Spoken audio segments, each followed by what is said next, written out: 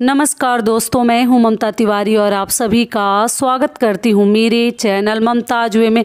कैसे हैं आप सब? तो ये बताने के लिए कमेंट बॉक्स में हर हर महादेव हमेशा की तरह जरूर लिखें। तो चलिए दोस्तों, आज हम इस वीडियो में जानेंगे खरमास कब से प्रारंभ हो रहा है, कब समाप्त हो रहा है, खरमास में हमें किन किन बातों का ध्यान रखनी है जो हमारे द्वारा मतलब जाने अनजाने में भी गलती नहीं होनी चाहिए, कौन कौन सा कार्य इमरजेंसी में हम कर सकते हैं।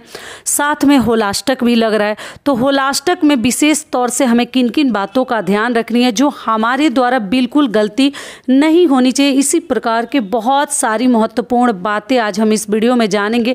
ध्यान से सारी बातें सुन लीजिएगा और नोट कर लीजिएगा कि आपसे एक भी जो नियम और कार्य है ना रह ना जाए। तो चलिए वीडियो को शुरू करते हैं। इससे पहले दोस्तों, अगर आपको मेरा वीडियो पसंद आता है तो प्लीज़ आप मेरे चैनल को सब्सक्राइब कर दीजिएगा, बेल आइकन को प्रेस कर दीजिएगा, जिससे कि मेरे वीडियो के नए नोटिफिकेशन आप सभी के पास सबसे पहले पहुंचे। तो चलिए शुरू करते हैं और सभी महत्वपूर्ण बातें जान लेते हैं। तो सबसे पहले दोस्तों आपको बता दूं कि खरमास अभी कुछ दिन पहले ही लगा था। आप लोग कहेंगे दिसंबर में लगा था और जनवरी में 15 जनवरी को मकर संक्रांति के साथ समाप्त हो जाता है। तो सूर्य देव जब धनु राशि में जाते हैं तो भी खरमास लगता है, और जब सूर्य देव मीन राशि में जाते हैं तो भी खरमास लगता है, 2 बार लगता है। तो इसमें हमें किन किन बातों का ध्यान रखनी चाहिए जो हमारे लिए मतलब इसमें कोई भी कार्य हम करते हैं तो उसका परिणाम जो है हमारे सामने शुभ नहीं आता है, इसलिए बचाना पड़ता है।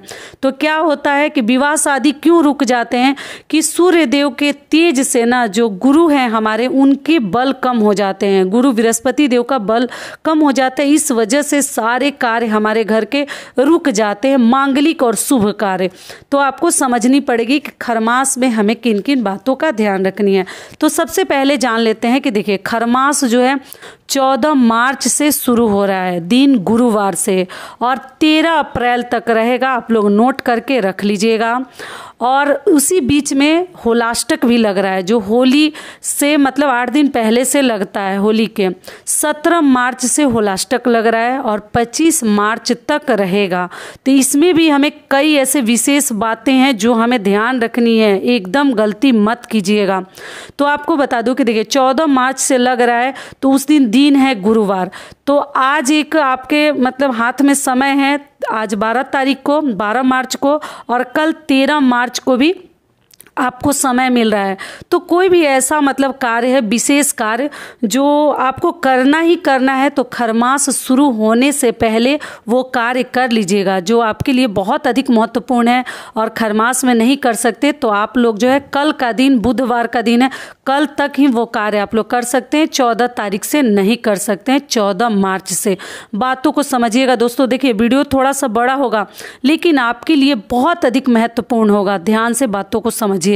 तो कल ही एक आपके हाथ में समय है, आप लोग देख लीजिएगा आपको क्या करना है, कहीं आना जाना है या कुछ नया करना है तो कल का ही दिन है और आज का एक दिन है, मंगलवार का दिन। तो देख लीजिएगा। तो देखिए सबसे पहले होलाष्टक में हमें क्या क्या नहीं करनी है वो जान लेते हैं। तो देखिए होलाष्टक के दौरान आपको ध्यान रखनी है कि बच्चों के ऊपर मतलब इसमें ऐसा माना जाता है ना, टोना टोटका ज़्यादा किया जाता है होलाष्टक में। तो अपने बच्चों को काला टीका पक्का लगा कर रखें। जितनी माताएं हैं, छोटे बच्चे हैं, कहीं भी लगाएं लेकिन सामने टीका पक्का लगा के रखें। भले ही आप काजल नहीं लगाती हैं लेकिन टीका वगैरह बच्चों को लगा कर रखें, हाथ में काला धागा वगैरह पहना कर रखें, क्योंकि ये जो दिन है ना बिल्कुल शुभ और सही माने नहीं जाते और दोनों साथ में ही लग रहे हैं। ये हो गया। अगला आपको क्या ध्यान रखनी है कि कहीं भी रोड पर या कहीं आसपास कुछ गिरा हुआ आपको मिलता है, वो पैसा ही क्यों ना हो, वो पैसा हो या वो कोई ऐसा आइटम हो जिसे देखकर जैसे आदमी को लालच आ जाता है कि हम उठा लेते, हम ले लेते। तो इस दौरान 17 मार्च से लेकर 25 मार्च के दौरान आप लोग बिल्कुल कुछ भी गिरी हुई चीज़ें आप लोग मत उठाइएगा, क्योंकि टोना टोटका करके भी लोग फेंक देते हैं। वो बीमारी अपना भगाने के लिए भी करते हैं या किसी प्रकार के मतलब मन में जिनके जो देखिए जो जिनके मन में पाप रहता है तो वो ऐसा सब कार्य करेंगे। तो आपको सावधान रहनी है कि कुछ भी रोड पर गिरा हुआ आपको मिलता है, यहाँ तक कि पैसे रुपए भी, सोना चांदी भी, तो मत उठाइएगा। ठीक है, ये क्लियर हो गया। अगला कार्य आपको क्या करनी है कि बच्चों का कपड़ा वगैरह इस दौरान बाहर ना छोड़ें। ठीक है, जहाँ शेड नहीं है, जहाँ मतलब कुछ नहीं है आपके घर से वो बाहर है, तो बाहर में कभी ना छोड़ें। बच्चों का कपड़ा रात में तो बिल्कुल ना छोड़े, दिन में ठीक है, शाम होने से पहले, ढलने से पहले आप लोग कपड़ा उतार कर लेकर आ जाइएगा। तो ये सभी कार्य आपको होलाष्टक में ध्यान रखने हैं और करने हैं। अब चलिए आगे जान लेते हैं खरमास में हमें किन किन बातों का ध्यान रखनी है। तो देखिए, जो भी बहनें मेरी पूछ रही थी कि दीदी हम नया व्रत शुरू कर सकते हैं, तो आपको बता दूं कि देखिए, अभी आप लोग जैसे इतने दिन रुक गए, वैसे आप लोग जो है, मैं बोली थी कि होलिका दहन के बाद आप कोई भी नया कार्य शुरू कर सकते हैं। तो आप लोग 13 अप्रैल तक रुक जाइए और 13 अप्रैल के बाद आप कोई भी नया व्रत शुरू कर सकते हैं। शुक्ल पक्ष देख लीजिएगा, एक कैलेंडर आप लोग ले लीजिए, उसमें ठीक लिखा है शुक्ल पक्ष और कृष्ण पक्ष। ऐसे तो जो व्रत आते हैं मैं तो वीडियो डालूंगी, आप लोग शिवरात्रि के लिए बोले हैं तो ठीक है, मैं आगे वीडियो डालूंगी। और आप लोग जो है 13 अप्रैल के बाद जो भी मतलब शुक्ल पक्ष के व्रत पड़ेंगे आप लोग उठा लीजिएगा, अभी मत उठाइएगा। होलिका दहन के बाद से कोई भी नया व्रत उठाने का नियम है, लेकिन अभी खरमास लग रहा है तो मत उठाइएगा।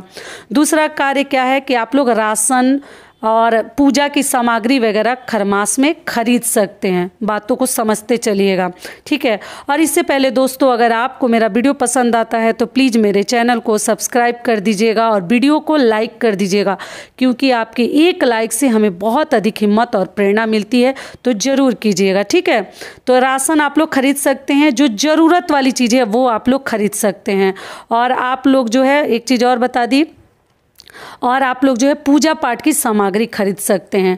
अगली चीज़ क्या है जो आपको नहीं करनी है, तो देखिए, मायके ससुराल अगर इमरजेंसी में आपको जाना पड़ जाए, आप लोग बोलिए दीदी हमें डॉक्टर दिखाना है, एक बहन का मेरे आया है कमेंट्स, तो हम मायके क्या जा सकते हैं। तो देखिए, कई बार आई गई हैं तो आप लोग मायके जा सकते हैं। खोइछा लेकर आना जाना बंद कर दीजिएगा, खोइछा लेकर ना आनी है न जानी है, खरमास में यही नियम है, ठीक है। और अगर कई बार आई गई हैं, उम्र हो गया है, तो हम जा सकते हैं, आ सकते हैं। ध्यान किसको रखनी है, जो पहली बार जाना है जिनको मायके ससुराल, वो कभी नहीं जाएंगे। खरमास में आना जाना मतलब बिल्कुल, अभी तुरंत देखिए किसी चीज़ का परिणाम नहीं मिलता, लेकिन आपको मन में खटकेगा, बिल्कुल शुभ नहीं होता है और खटकते रहेगा कि ओहो मैंने क्यों गलती कर दिया। तो इसलिए पहली बार आप लोग कभी मत जाइएगा। और ऐसे एकदम इमरजेंसी हो जाए, किसी का तबीयत खराब हो जाए, एकदम जाना ही जाना है, तो बिना खोइछा का आप लोग जा सकते हैं, मिलने जुलने, ये भी बता दी साथ में।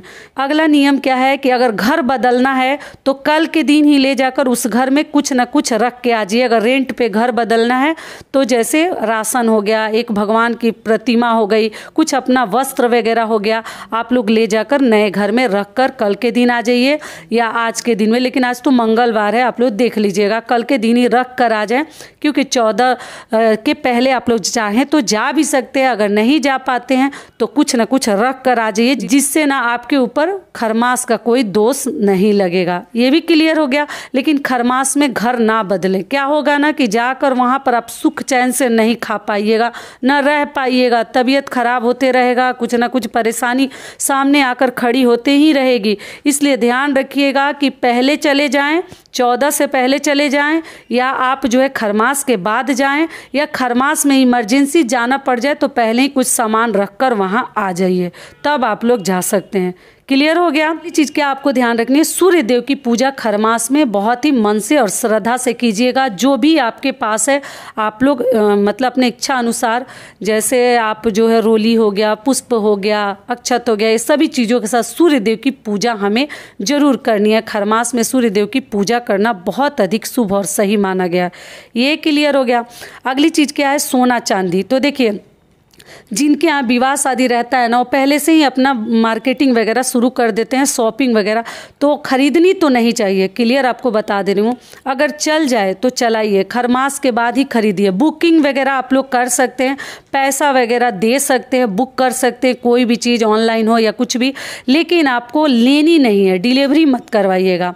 और अगर मान लीजिए कि इमरजेंसी खरीदना ही पड़ जाता है तो खरीद कर ले लीजिए, लेकिन पहनिएगा मत। ये भी, इस बात का भी आप लोग ध्यान रखिएगा कि ठीक है, अगर खरीदना पड़ जाए, मजबूरी में लेना पड़ जाए तो ले लीजिएगा, लेकिन पहनिएगा मत। ऐसे कोशिश करें कि खरमास में ना खरीदे तो ज़्यादा बेहतर है। लेकिन विवाह शादी में काम बहुत अधिक रहता है, तो हम सोचते हैं कि चलो प्लानिंग करते रहते हैं, मार्केटिंग शॉपिंग करते रहते हैं, तो आप लोग थोड़ा देख लीजिएगा, बचा कर ही कार्य कीजिएगा। अगला कार्य क्या है कि खरमास में नई बर्तनों की भी खरीदारी ना करें, क्योंकि बर्तनों को भी कहीं ना कहीं माता लक्ष्मी का स्वरूप माना जाता है। बर्तन पैर से लग जाते हैं तो हम देखते हैं ना, उसको मतलब माथे से लगाते हैं, प्रणाम करते हैं।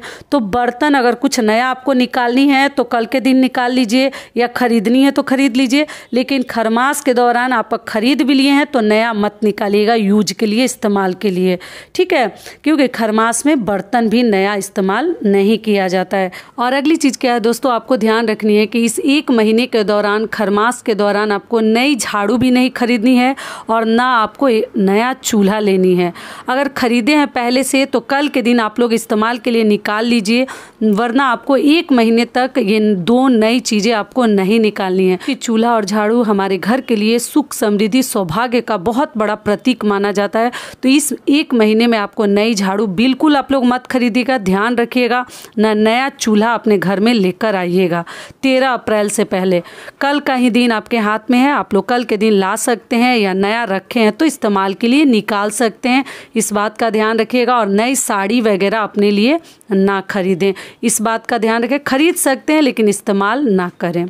कुछ बड़ा अनुष्ठान वगैरह भी आपको नहीं करनी है, कुछ आयोजन, बड़ा सा पूजा पाठ, ये सब नहीं करनी है, लेकिन छोटा मोटा पूजा पाठ, श्री सत्यनारायण भगवान की अगर कथा कहलवानी है या कहीं कुछ पूजा घर में करनी है तो वो सब कर सकते हैं, कुछ बड़ा आयोजन वगैरह ना करें। और व्रत की भी चीज़ें बता दी कि नया व्रत आप लोग मत उठाइएगा, आप जो है खरमास समाप्त होने के बाद जो है 13 अप्रैल के बाद आप लोग उठा सकते हैं 2024। क्लियर हो गया।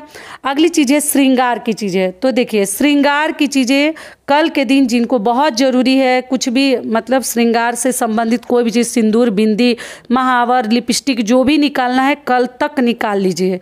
उसके बाद मतलब इस्तेमाल करने के लिए खरीद कर भी रखे रहते हैं हम लोग और उसको यूज अभी नहीं किए रहते हैं, तो निकाल कर रख लीजिए, क्योंकि खरमास के दौरान सुहाग की चीज़ें कोशिश करें हर महिलाएं कि ना ज़रूरत पड़े तो ना निकालें, जितना है उसी में चलाइए, लेकिन ना निकाले तो ज़्यादा बेहतर होगा आपके लिए।